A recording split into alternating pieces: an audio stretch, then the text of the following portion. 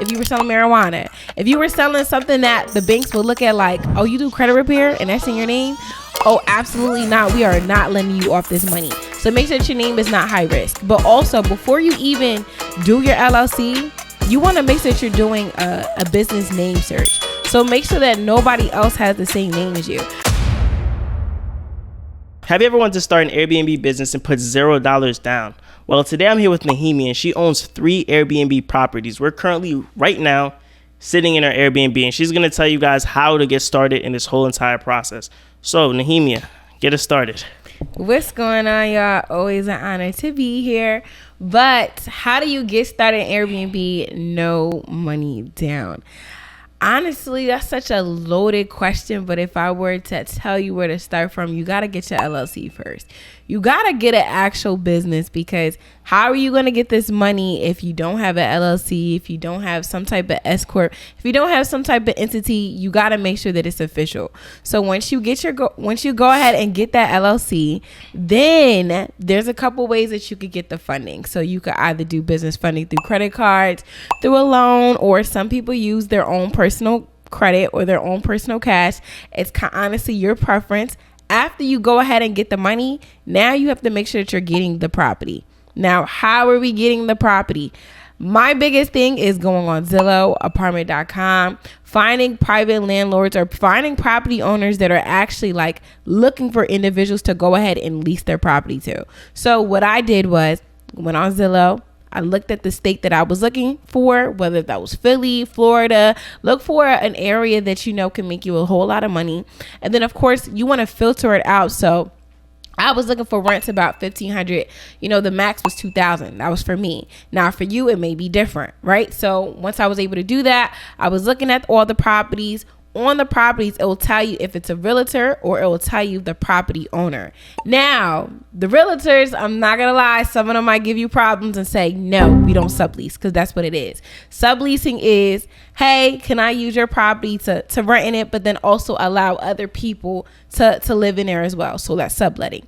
Now, what you're going to do is you're going to find property owners. So that could be honestly anybody, right? Let's just say Donna was a property owner. He listed it on Zillow. He leaves his number. You reach out to him. Hey, Donna, I love your property. I think it's super cool. I was interested in leasing it. Let's just see what he says. So then let's just say he says, yes, go ahead and fill out the application. You can also say, hey, I was wondering if you allow corporate housing, corporate leasing as well. Some of them may say, what is that? So you can hop on the phone, or you could just say, I just wanted to know if you allow subleasing. Some of them will tell you no, and some of them will tell you yes. So once they tell you yes, you hop on the phone, you go ahead and, you ask, can I come and see the property, right? For me, I have to go see the property. If it's a state or an area that you live close by, make sure that you do, because you can see pictures, but then go in real life and it's a whole different area. So make sure that you're checking, do the lights work? Is the shower on? Is there heat? Just make sure that you're asking all those questions that you would want to know as a guest. Wait, let me ask you this real quick. How do you set up an LLC properly? Because you mentioned that in the beginning. You said that's the first step. Just real quick, how would you set up a LLC properly? Right. So making sure that you have a proper LLC, you want to, of course, have a business name. Make sure that your business name is not a high risk. So when you go on the NAICS code website, they'll go ahead and tell you all the high risk. So meaning like, for instance, if you were selling marijuana, if you were selling something that the banks would look at like, oh, you do credit repair and that's in your name? Oh, absolutely not. We are not lending you off this money. So make sure that your name is not high risk. But also, before you even do your LLC, you want to make sure that you're doing a business name search. So make sure that nobody else has the same name as you, right? Because a lot of people will, they'll get an idea, they'll write it down, and they'll say, well, this is my business. They won't make the LLC. They'll just start selling shirts, selling things, selling hoodies, and they don't even know that somebody else has the same name as them. So if it's not official and you did not search to see if somebody else has your name, then your business is not really official for real. So you want to make sure that you're doing a business name search to make sure that nobody else has it. After you have a great name, you want to make sure that you go ahead, register it. But before you register it, it's going to ask you for a business address. Now, I always tell people to think about the perspective of a lender. Would you rather give money to somebody who looks like they work from home, or would you rather give some money to somebody that looks like they actually work at a suite, right? So you can always go on alliancevirtualregis.com just to look at some virtual offices for you and your business, right? Once you purchase that address, you can use that when you are now uploading the information for your LLC. After that, you want to make sure that you have a business phone number. You could do a Google Voice, or you could honestly use your own personal number. But it's all up to you though, right? Do you want the whole world knowing your personal number on the internet? So of course, get you a nice business phone number. After you do that, you can list it on the 411, just so that people, when they search your name up, when they search your business name up, that is more visible on the internet. After you do that, you want to make sure that you get your EIN number. It is completely for free. Don't let people tell you that you got to pay for it. You can get your EIN number same day that you make your LLC, even before you make your LLC. And then honestly, you'll get your articles of organizations, your formation certificates. This is all within your LLC. Every state is different for the cost. So of course, make sure that you search it up online. You want to make sure that you have a business email. Make sure that you get a domain on GoDaddy. Let's make it official. Go on Google Workspace. That's how I made my email. They'll go ahead and help you with all of that. So you can go on GoDaddy, get you a domain, and use that for your email. So yeah. That's a fact. Okay. You were talking about finding properties on Zillow. What's like your script? Like, what am I telling like these landlords? If I was going up to them, like, what's your script? What do you say? So honestly, I don't really make it sound like robotic. If anything, I really do like hopping on the phone. But if you were to send a script, honestly, let's get right to it. Hey, how are you? My name is Nehemia Claude. I hope all is well. I seen your property. I loved your property. I love the area that it's in. I was interested in, renting out your property for maybe a year or two. I wanted to know if you allow subleasing, right? I do corporate housing. This allows me to have, you tell them the type of individuals that will be living in their home. So I do corporate housing. This allows travel nurses, life insurance companies, long-term stays in your property. I wanted to know, would you allow this? See if they say yes or no, or you hop on the phone with them just so that they could get more insight on what do you mean, right? If the more that they'll trust you is if they know I'm giving my property to a rightful owner, if that makes sense, right? If you're telling me that if anything breaks that you'll cover it, if you're telling me that there's insurance when you come in here, then of course, like, you could go ahead and do whatever you want. But some people, they know what subleasing is. Some people, if you tell people that I'm doing Airbnb, big red flag, right? If you reach out and say, hey, I want to do Airbnb, they're going to automatically think of the worst scenario and they're going to tell you no. So of course, I like to ask, like, do you do subleasing or do you do corporate housing? And so what's the difference? Corporate housing is like you doing it in your EIN number, you doing it in your business name, but it also sounds more professional, right? Because if you think of Airbnb, for some people, they think of parties, right? They instantly think of somebody breaking your home. But when you say corporate housing and you start telling me life insurance or travel nurses, I'm more comfortable with somebody staying in my unit for 30 or 60 days as opposed people coming in every other day or every other weekend. So yeah. Got you. Okay, so you go to Zillow, and are there any other ways to find Airbnb properties besides just cold calling other people? Are there any different ways to find Airbnb properties? Are there other ways to find Airbnb properties? That's such a good question. Honestly, if you don't want to go ahead and do the cold calling, yes, if you find somebody that does real estate, a realtor, somebody on the inside that can help you find, places that automatically allow you to sublease, then you're good. But other than that, when it comes to doing short-term rentals, you're going to have to find a property owner anyway. So cold calling could be your best bet. But if you don't want to go that route, there's an industry for everything. So somebody can definitely find you a unit. Like the person that helped me, she was a realtor. So if you're somebody that's looking for a place, because I've had about over 100 no's, and I even went on Fiverr. Fiverr is like a freelancer website where you find people that, do other jobs and you just pay them for that one-time job. So I actually went on Fiverr. I paid somebody, I think she was from like the Philippines. I paid her about maybe $100 to $200 to find places in North Carolina, different states that, had a lot of percentages when it came to, occupancy rates and things like that. So I paid her to find me a unit. And out of like a list of 100 people, I probably got 2 yeses. And so I think it was 2 or 1 yes. And so this one I knew like, oh, this ain't no joke, because for every 100, I got about 1 to 2 mind you, I was doing calls of my own. Like I was doing 10 or 15 a day. And so I'm like, yo, this lady just knocked out what I probably would have done in a week in a day or two. And she got about 1 to 2. So if you're not persistent, oh, this is not for you. It's definitely not for you. But but for sure, if you don't want to go through all of that, because you got to think about it. The reason why I kept pursuing was because I knew 100 no's, there's about 50 states. 100 no's, this is not even a county, I got to keep going. I just got to keep calling. And so it came to a point in time where it was like, okay, I'm not calling anymore.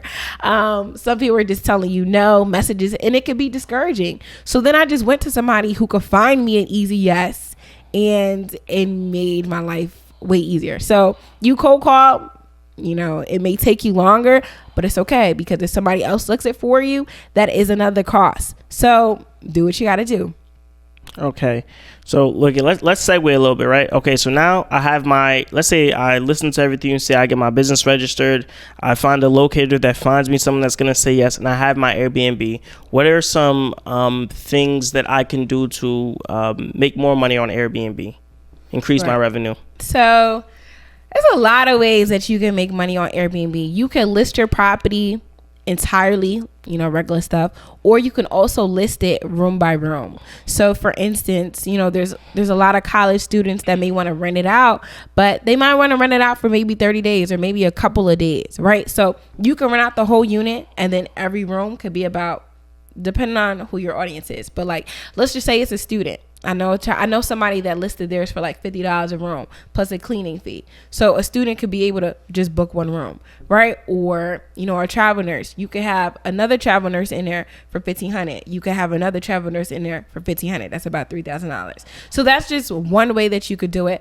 But honestly, to get these people in the door, you want to make sure that your unit actually looks presentable. You want to make sure that your unit actually looks clean. The amenities is everything. Having Wi-Fi, making sure that the Wi-Fi actually works, having heat. Nobody wants to come in here and it's cold. Making sure the water works. Just all those amenities. I even have a washer and dryer. So for that's a plus, because if you don't have a washer and dryer, then you have to go somewhere else to go ahead and do that laundry. So that takes everything out. I have a heater. That takes everything out, right? In the summertime, there's air conditioning. So those little things add up, right? Also having a Keurig, a coffee, always leaving seasonings in there.